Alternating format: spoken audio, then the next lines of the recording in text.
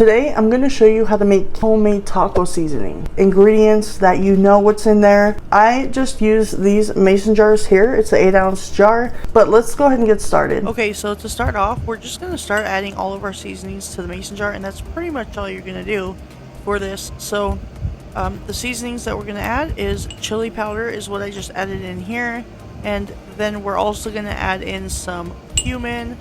I will leave all the measurements down below. You can also check my blog, or then we're also going to do paprika, some pink salt, or whatever salt you normally use, some garlic powder, onion powder.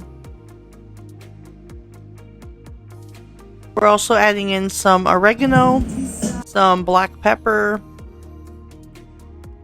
and finally some minced onion, some dried minced onion. You could add in sweetener if you want, but I usually don't. And then all you got to do is shake it up. If you want to make it just like the packets at the store, then you can go ahead and add some sweetener to it.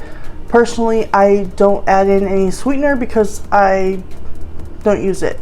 And I know that a lot of people are okay with using the packets.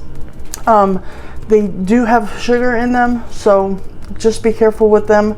But if you're okay with using them, then that's totally fine. This is more for the people who are not.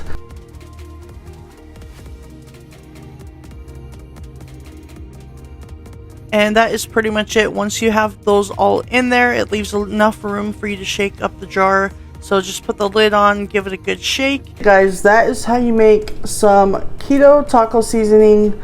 You know, like I said, if you're okay with the packets, do the packets. But if you're not, and you don't want those other ingredients, then just, this is very easy to make, and this is great. I use this on, like, when we do tacos, salad, taco salad, whatever you would normally put taco seasoning on, you can use this on, and you can make several dinners with it. So I really hope you enjoyed this video. If you did, please make sure you hit the like button, and I will see you on the next video.